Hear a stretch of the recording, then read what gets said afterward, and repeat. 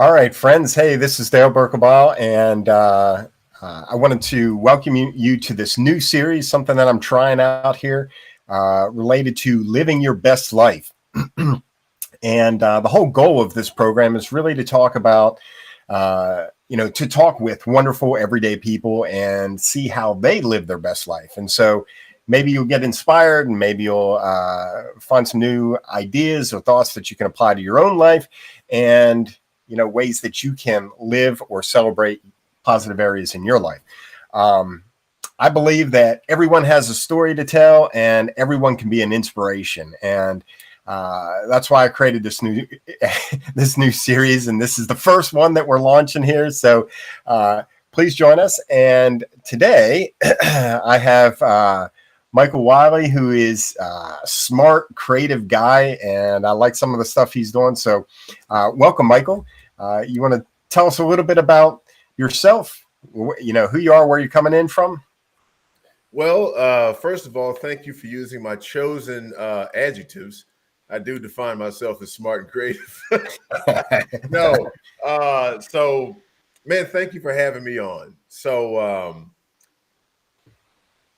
I have a YouTube channel where I teach people about alternative real estate investing. So everybody knows about single family residential, the big house or even a regular size house, just standard foundation. But, there are other avenues into real estate that have a lower barrier of entry, such as manufactured housing. You might know them as trailers or tiny homes or even container homes or something like that. And these things don't really require a whole lot. And so when I first started off, dude, I was broke as hell. And then once I got the game, I started doing well for myself. I was like, man, hey, I should teach this to everybody.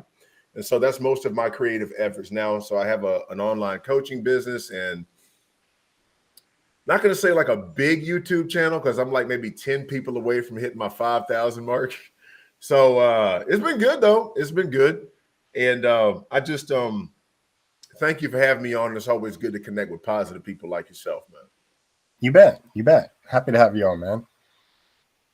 Okay, so in this series, I guess one of the questions that I wanted to ask people is, the brand that I'm building is Hellagood Life, and so I'm curious what other people think.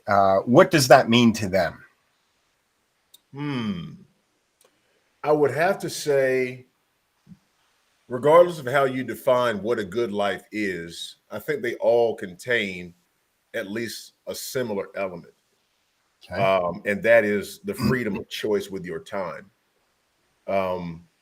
Doesn't matter what you want to do. You want to go, wrestling alligators or something in Florida in the Everglades. If you want to go skydiving, or if you just want to, sit around eating Doritos, farting into the couch cushions while you binge watch Netflix day in and day out.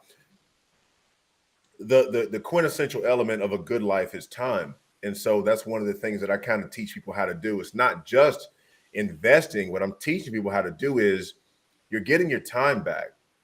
And I think one of the things that separates the not even just the super wealthy, but just like the financially secure versus people who are not. The people who have to get up and go work a job every day. The difference in between these people and everybody else is, I have 24 hours in a day. So do you. Right. Jeff Bezos has the same 24 hours. So does Oprah Winfrey to a lesser extent. You have Elon Musk. These people have 24 hours in a day. They can't, and for all their riches, they can't buy any more time. But what they can do is they can purchase portions of other people's 24 hours.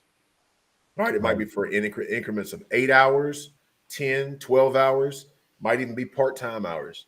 But in that, they can purchase people's portions of time to greatly augment the amount of work that they can put out in the same 24 hours that I have.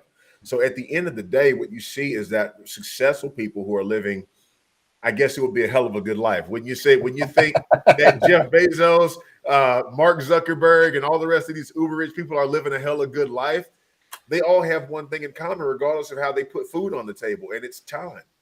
Everybody's fighting for time. That's true. That's a great point, and one that I think we neglect. I think there's a saying somewhere that talks about what's the definition of wealth, and it's something along the lines of being able to live your current lifestyle, but having the freedom to choose whatever you want to do. And so, a lot of us don't think about that. Yeah. It's something that we overlook in the job or the grind, depending on how you look at it, is something that we base our whole life around and oftentimes neglect time. So I think that's a really powerful point. Yeah, absolutely. Absolutely. I think we can agree on that. Okay, well, let me ask you another question here. So I was thinking about this, and I kind of have it in a couple different ways. So you can pick whatever works best for you, whatever you think you can have fun with, or whatever you think will be most interesting. All right.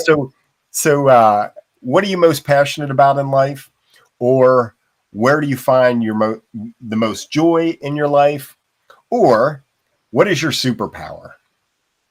You can run with any of those. All right. Because I like the questions. I don't think that I'll answer them in the order that you asked.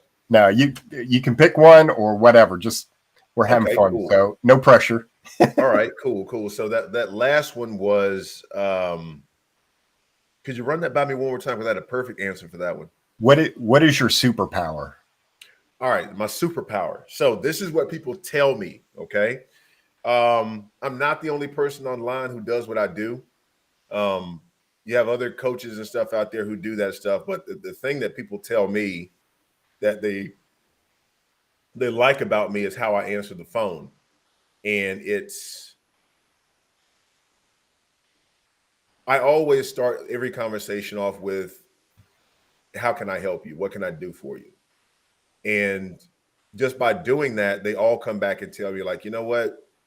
You're not the only person I talk to, but the difference in between you and everybody else that I have talked to is that you didn't try to sell me on something. Like, you actually listened to my problems. So I would definitely say if I had a superpower, it would be the ability to listen to people and to try to understand them. So there's two things that you can do whenever you listen to somebody. You can listen to react, or you can listen to understand. And I like to believe that I've worked on my listening skills to the point to where I'm able to come back with pretty much everything that they come back with, because I'm actually present and paying it. What you say is important to me. So I think that would be my superpower. Um, Touching on some of the other things, what do I like to do? What makes me feel the most fulfilled? You would think that it would just be make it just the ability to just, everybody wants like a big following and stuff on social media. I don't want that. I would have to say that I get great joy out of two things because I have a creative background. I like it when a production goes really well. I'm really creative. I like it when something goes smoothly. I wouldn't care if that thing got 100 views or 20,000 views or whatever. I like it when a project goes over smoothly. And something else that I came to realize that I do value a lot is that there are men and women that are in my Facebook group who are making connections. I have an event coming up this summer where people was like, Michael, can I come flip them over home with you, man? You make it look so effortless and everything, which is not effortless. All right, it requires blood, sweat, and tears. So I say, I thought about it for a little bit, and I was like, man, who else in the YouTube space does it? And it's like nobody. Doesn't matter how big you are. Nobody wants to get doxxed. People don't typically want to interact with their fans and stuff outside of some kind of a pre-organized event. And I said, screw it, I'm going to do it because I'm qualified for it. You guys already know me. You know what I'm capable of. And whenever I see them, so back to what I'm saying is there are 4 people out of Tampa who are all coming to my event this summer. 4 people who did not know each other. They all connected in that city because of what I'm doing. And there are several other instances of that. And I had no idea at the time, but that was one of the things that would make me feel the most fulfilled at what I do. just Awesome. facilitating people making connections and bettering their lives. That in and of itself is worth its weight in gold. Right. Man, that's powerful. I'm a big community guy. And so I love the idea of uh, people connecting over ideas that you share or concepts and things like that, like the business model that you're pushing out, making some connections, and all of a sudden this starts to populate in their space and they're able to connect and talk about things and, Yeah. and sort of build off of, just build relationships and grow themselves based on some of the seeds that you planted. So that's awesome. That's really cool. Yeah. And I'll tell you this right here too. So, like I said, I apologize about being late. This is your first show and you got a black dude on here and everybody's like, oh, they're always late. But here's the thing. I was actually going to go to a thrift shop and get a dress today, something that fits. So I have this alter ego that I have on my channel. Hold on a second. Let me go on ahead and just.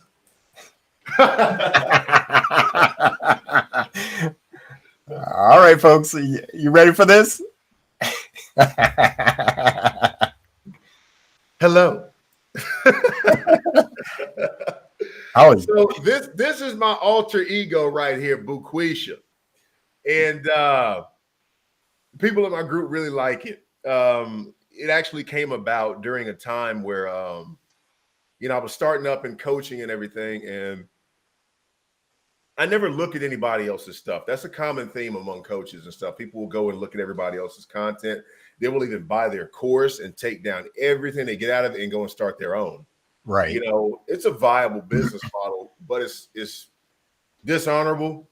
Everything that I teach, I've learned myself. I didn't really watch anybody else's content. And I'm not saying this makes me better than anybody else, but I did have a couple of influencers come to my group, and they were trying to recruit clients out of there, stealing ideas. And, at first I was hurt by it. Then I got angry. And then, after processing and accepting it for a while, like, what are you going to do? The only thing you can do really is to bone up on your security, bone up on your vetting process a bit better, come up with some rules, start enforcing them. Right. But this came out of this because in my space, because I'm an African-American male, black man, I tend to attract a lot more black people, which my content is for everybody, to be honest with you. But I guess people go where they feel comfortable, Right. So I have some white friends who are YouTubers, and they have quite a sizable audience, and they helped me get to where I'm at. But then I also had people who look just like me who were coming to steal things from me. And this is not to say everybody, but I came into this persona right here because I find that a lot of black people are susceptible to stereotypes about themselves. Like, nobody wants to be stereotyped, but we constantly do it to each other all the time. Like, I literally had a friend of mine tell me the other day that I'm not black because I didn't listen to, I don't know, some artist that he likes or whatever. And I was like, you know what? When I get pulled over by the cop, they don't ask me what kind of music I like. All right. They don't care what kind of food what kind of food you like, none of that stuff. The stereotypes do not apply. You black, you driving a doggone vehicle, that's all they care about. They don't give a damn about none of that stuff. So when it comes down to this whole church lady stuff and God did this and I just prayed for this right here, and I'm not trying to down on anybody for religion, but I'm like, we as a people have to understand that these people play these personas and stuff in order to try to get you into their stuff. So I bought the wig to make fun of it because it's friggin' ridiculous. All right. I've been doing this stuff for 5 years, going on 6 now. If you want to pray about stuff, I'm not going to, tell you that you're wrong or anything like that. But at the end of the day, it requires work. I'm not going to lie to you. Nothing I teach is going to work for you unless you work for yourself. Right. So I came up with this, and this is basically the alter ego to myself, which is Buquisha would rather just pray about it and manifest some investment opportunities rather than just going out and doing it. And I thought it would be instead of just like getting mad at people and stuff, I would just make fun of it. So Buquisha, baby, has to go and get a dress. Now, I'm not going to spend a whole lot of money, okay? What she's going to go and do, okay? What we gonna go do is we gonna go to the thrift store. We gonna pick up a church dress. Can I get an amen? Amen. Yes, yes, sir. Church.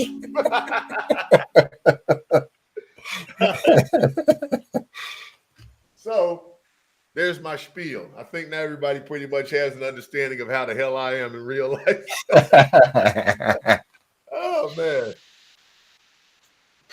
So I don't know. I guess I forgot the other questions, man. My bad. I got Oh, that's all right. That's all right. carried. Okay, so I guess one of the things that I was thinking is, what's one of your biggest successes or an area in life you're most proud?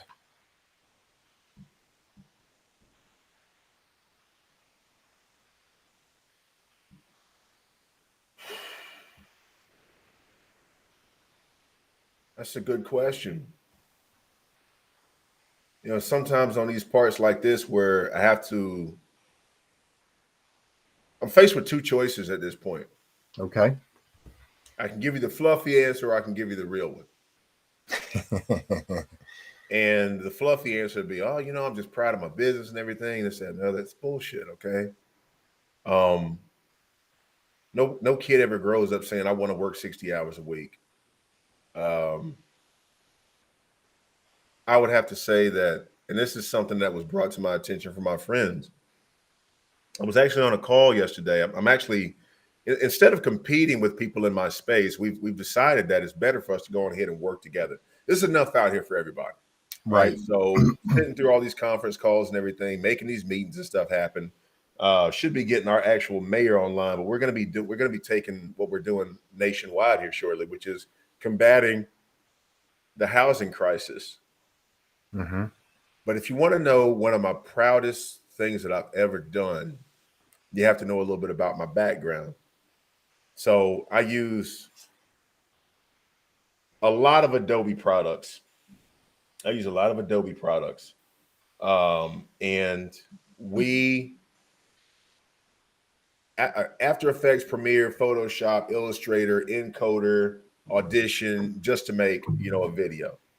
So my whole thing is, oh, you got the sun in there. So my whole thing is this right here. I was never trained in any of this stuff. I'm self-taught, and it actually, those skills actually came from my first business that I ever tried to start. I thought like all my friends had these skills that I now possess, but we was like independent.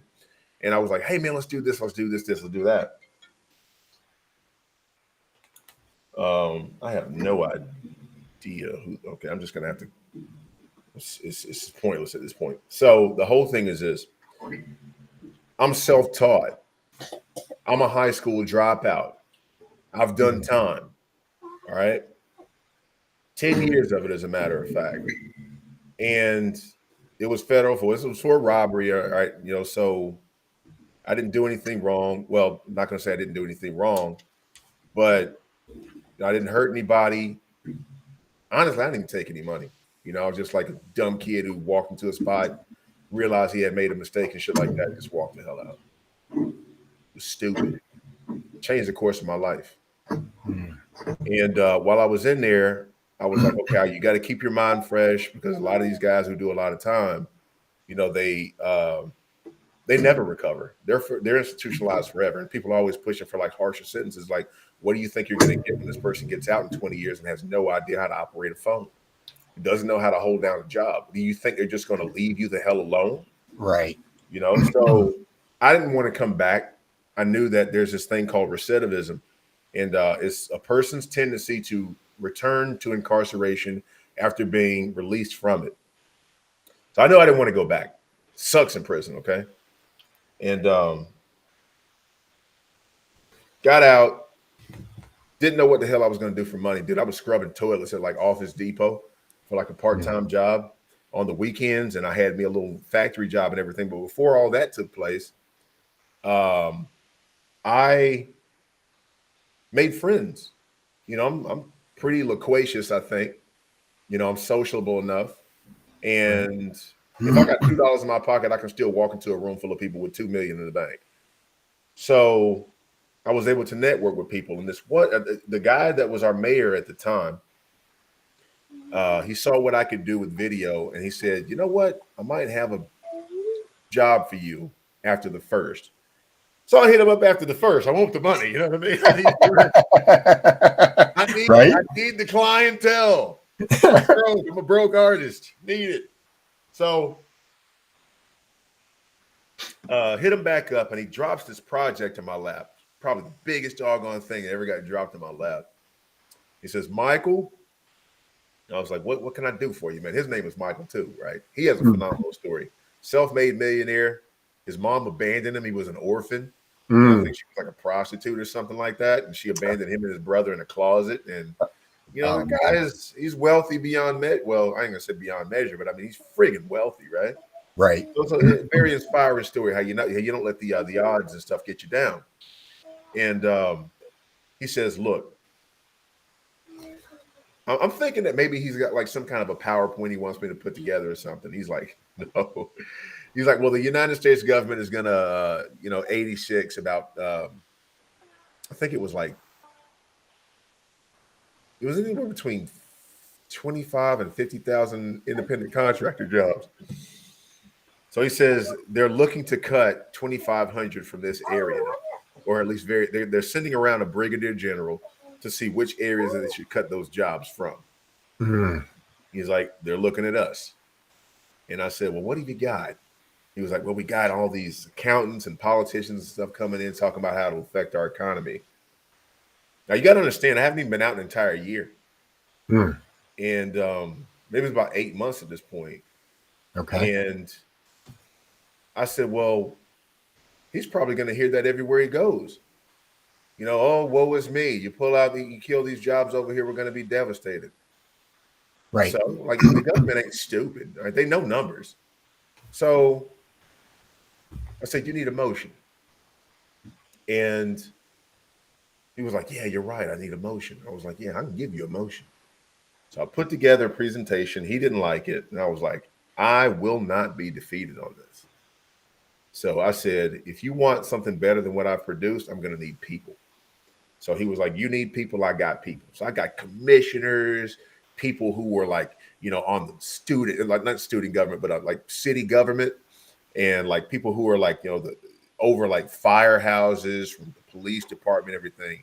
And I said, "I want you guys to come down here to the studio at this appointed time and do what I say." So I gave them their lines and everything. They did all the voiceovers, and I put together the graphics. Fast forward, we're at the landing, Fort Ruckers, a country club on the base here. Only only commissioned officers are allowed to be there. So my dumb ass is in here.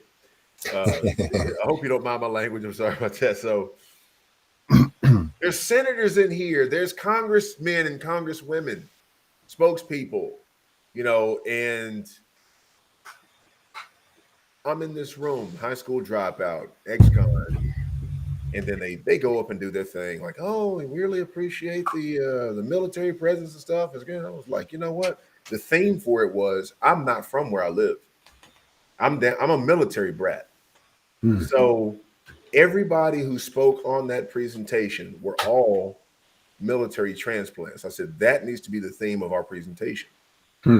Look at how great this is because of what you've done. Screw the numbers. We know we're going to take a hit if you eliminate these jobs. You eliminate 2,500 jobs from this area, 10,000 people are going to be immediately affected. That's if that person has a spouse and at least 2 kids. Right. Not even considering like all the other family members who may rely on them for various things. So we know at least 10,000 are going to be immediately affected. Then you're talking about 50 million out of our immediate economy because these people can no longer pay their mortgages. All right. You got a job at Sikorsky or Lockheed Martin, which is near here. And now all of a sudden you're laid off. You've transplanted your whole life for that. I said, this presentation has to be the best damn thing I've ever done. And everybody talks, all these mayors and stuff, and all these senators and congressmen speak. And at the end of that, our mayor stands up and he says, "Michael, I want you to come here for a second." And I'm like, and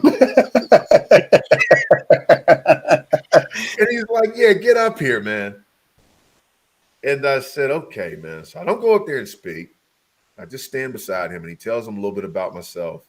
He said, this guy right here is the one who made the presentation you're about to witness. And I still have that presentation.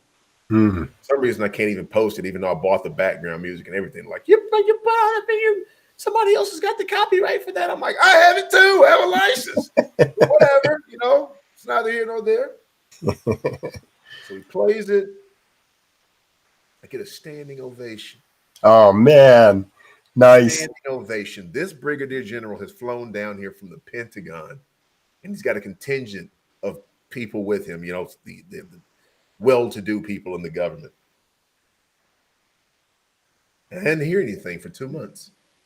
So the mayor comes back to me. He says, I said, man, whatever happened with that? He said, we did it. We did it. He said, I flew to the Pentagon and I talked with the brigadier general, who I won't name. He said, I had a chance to talk with him sitting on the meeting. And he said, I'm not allowed to say this on the record, but he said, out of 50 places I flew to, you guys had the best presentation. The reason why I never heard anything about it is because those people did not lose their jobs. You know what they say about bad news. Bad news will travel all the way around the world, while good news is still trying to put his shoes on, right? Right. So I didn't hear anything about it. Those people that lost their jobs, it would have been all over the news. Right. The fact that I didn't hear anything about it was a good thing, because those people to this day are still working their jobs. They're still bitching about the regular stuff that normal people bitch about. Oh, taxes, Biden, and all the rest of this stuff. But they have no idea that there was a very small team of heroes that spoke up for them on their behalf. And at the end of that, they actually gave, so this was private with the politicians and everything that I was there with.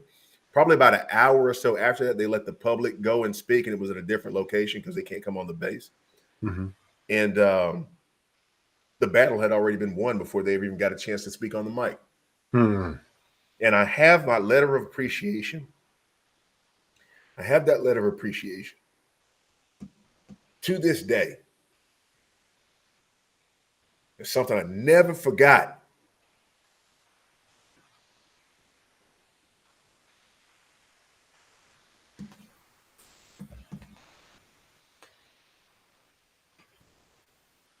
Something I never forgot. That's awesome. So, hold on a second, man. So the thing about that is this. Even now with this event that I have coming up this summer, people ask me, how do you feel? Are you excited? Are you ready? Are you nervous? I'm like, I'm all of those things, every emotion that you could possibly have. I am excited. I am elated. I am ecstatic. I am terrified. I am anxious, everything, all of those things. But I have to remember that I'm the guy that can keep on getting until the getting gets done. Don't doubt yourself. So that was my proudest achievement. It's not making six figures in business or anything. That was my crowning moment and let me know that I'm capable. Awesome. Yeah, that's powerful, man. I appreciate you sharing that with us. And you know something? Nobody ever threw me a parade or anything like that, but it's enough to know. There might be, that was about, I don't know, it might have been about 9 years ago, man, maybe 8. And I know there are people walking around who have no idea who the hell I am or what I've done. And that's okay. Right. That's okay. That's awesome. You know what to say about not all heroes wearing capes. Right.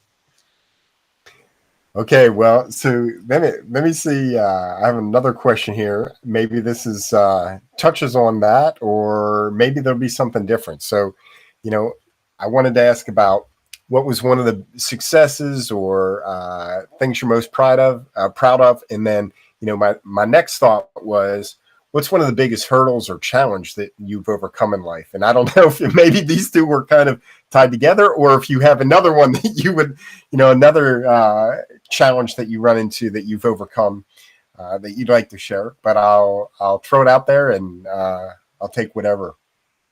Well, I'll take the liberty with the question, and I'll answer Right. it in a little bit more detail. Right? Hold on one second. Jesus Right. God. So, uh, I would have to say that the biggest hurdle is going to be yourself and your inner voice. Um, I was looking at a clip. I love old Mike Tyson clips. You know, he was more than just a phenomenal fighter. He's a phenomenal person. Like his life story, I would buy a ticket any day. I actually asked my friend this last night. You know, friendly jabs and stuff here and there. But I asked him a serious question. I said, if your life was a movie, would you buy a ticket? And he was like, well, if it was a highlight reel, I said, no. You can't just only include the weekends and stuff when you're wilding out, getting drunk, and you're editing your life at that point. I was like, if you really take a butt naked look at your life and tell me that if somebody were to write a book about you, that you'd buy it or make a movie, would you sign up to watch it? Would you get a Netflix subscription just to watch the documentary? Answer came back no. It's painful. And there's all these reminders that you're not doing the most that you can. And the reason why people are not doing the most that they can is because of the inner voice. I've had to transform myself into the person that you see now. Getting rid of toxic people. I've literally, been to barbecues and stuff with people who I like, genuinely. And then I just woke up and blocked them one day. Don't want to hear from you anymore because your life is a train wreck.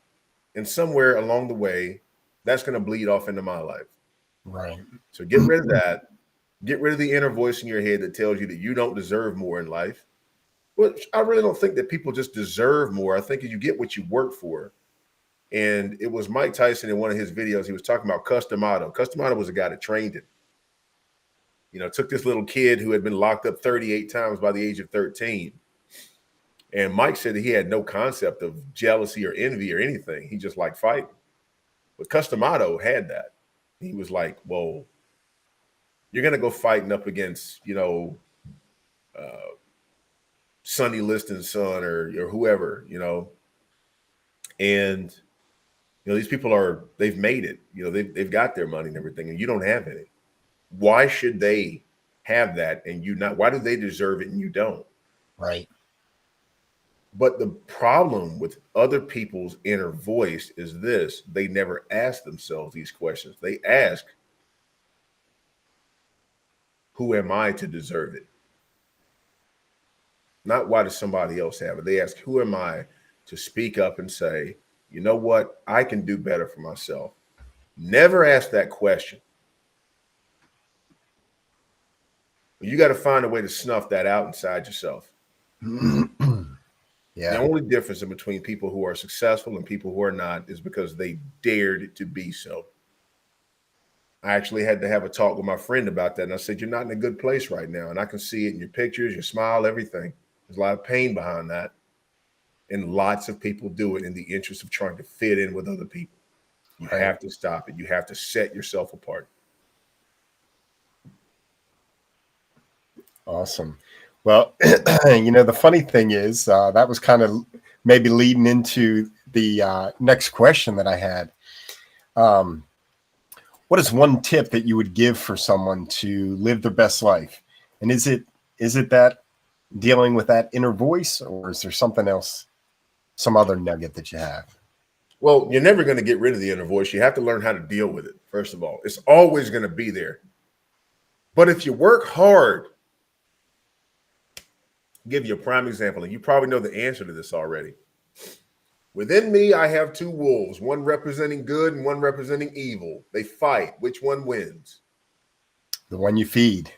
The one you feed. Now, right now, if you're at a point where you don't know if you can do something, then maybe that self-doubting voice is really strong right now. And there's a little voice, and if you just listen to it, give it a little bit more each day, it can rise. And then the volume over here on this negative voice will go down, and this will become strong, but it's never going to go away. Right. Never going to go away. The only thing you can do is just try to silence it into insignificance. That's all you can do. Right. Understand it. And even people who make it, they do phenomenal things. Once again, Mike Tyson, that inner voice eventually came back to him later, and then he had to defeat it again. Yep. So you have to get over that. You have to feed that positive voice inside yourself. Number 2 is stop being afraid to hear the word no. That 2-letter, monosyllabic word has terrified more people throughout the course of human history than anything else, than any nuclear bombs and any guns, any knife fight, any army, anything. The word no has terrified more men and women than you could count. It's true. Yeah. It's the fear of failure that keeps us from doing that. And you know something? The more I found out, like I said before, I got a guy I got to go talk to about getting this mobile home for this event. You done already showed me that you don't want to work with me, but I'm not accepting no for an answer. I know where you at. I know what time you get off at lunch. I'm finna pop up. Okay, you don't have to tell me no in my face. I need to hear it. Right. Because I'm going to show you that I'm not one of those kind of dudes just going to lay down and take anything you go ahead and throw my way. Sitting eating bologna sandwiches and sodas and stuff like that with your homeboys talking. Felt, what's up? I'm here. Tell me no in my face. Yep. You have to.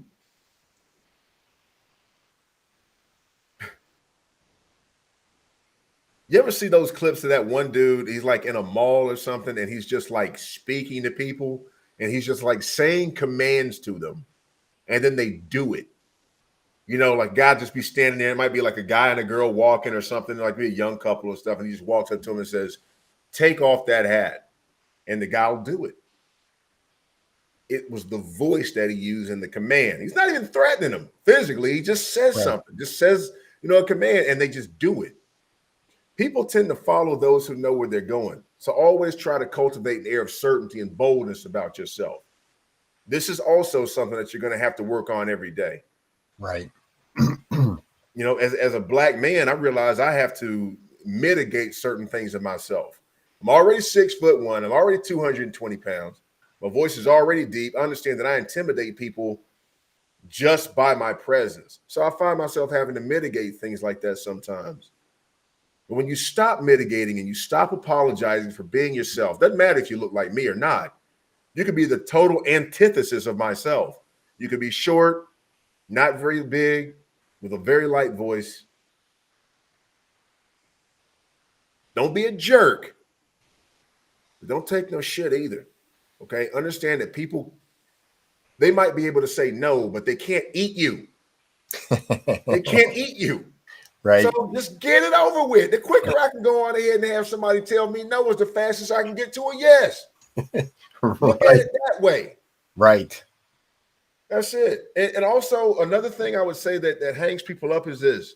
I wish I could claim fame to this analogy, but it came from Jordan Peterson. I don't know how you feel about that guy.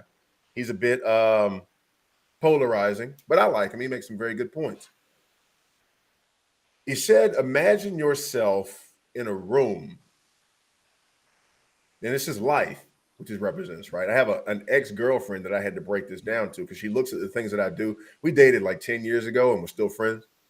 And she was like, Michael, I wish I would have just kept going like you did, man. Look at all the things that you accomplished. And I was like, the reason why you don't do these things is because you're afraid of what life is going to look like once you make that decision. So imagine yourself in a room, and this room is circular. Okay. And in this, you're in the middle of this room. You're surrounded by all these doors, and those doors represent a choice.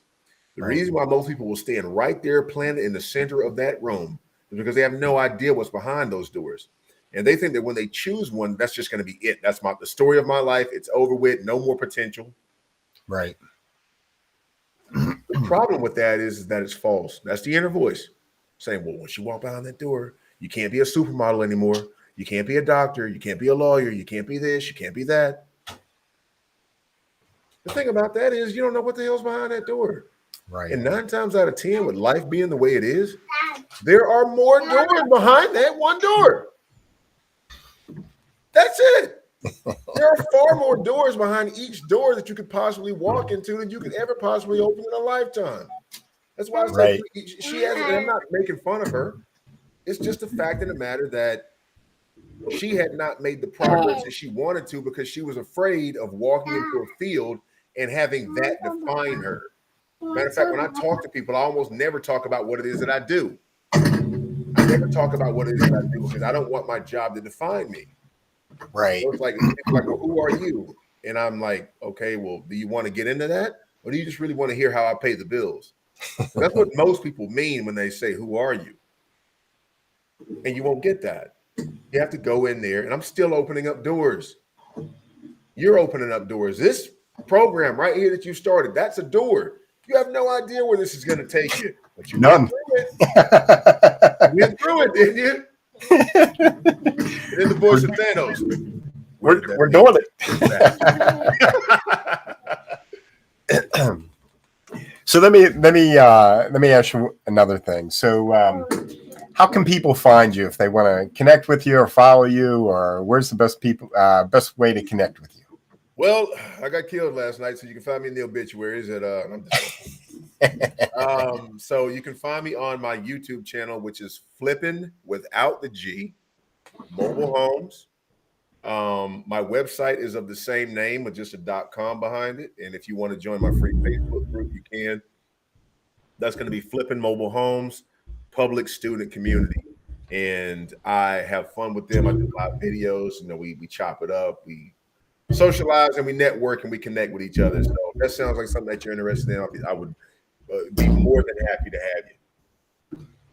Awesome. All right. Well, with that, I think we'll wind things down. And I appreciate your time and sharing the stories and background of what you're up to and what you do to live your best life. And I just wanted to say one thing too. I didn't want to cut you off, but House of Wax says this is fabulous, bro. Thanks, man. really got to thank you, man, for putting this together, man. I really enjoyed it, man. And if you want to have me back anytime, man, just say the word and I will put it on my calendar. Well, do. Yes, I do see that notice from House of Wax. But yeah, thank you for watching, Wax. I appreciate it, man.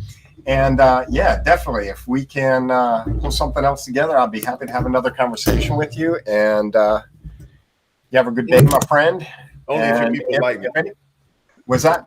Said only if your people like me and want to have me back. Do we want to have him back?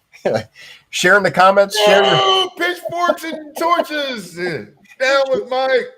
No, that's all right, man. I would definitely happily come back, man. I really I respect what you're doing over here. Not enough people talk about mental health in the hustle culture that we have going, and it's important for people to take this time in order to slow down. But I'm not going to hold you up any longer. I know you got to go do the daddy thing and then get a production and everything out. So, and I have a dress to go and buy. So here's that. So I would just, like I said, once again, man, I thank you for the opportunity, man, and to those of you guys who are watching and to yourself, man, just have a great day on purpose. Will do.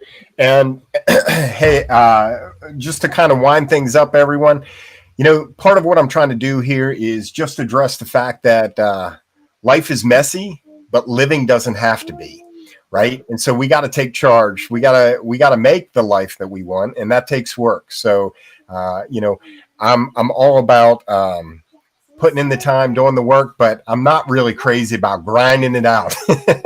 So we got to find that way to tap into that time thing that Michael talked about earlier. So anyhow, peace, love, respect to you, my friends. Thank you so much and have a good day. And we will talk to you soon.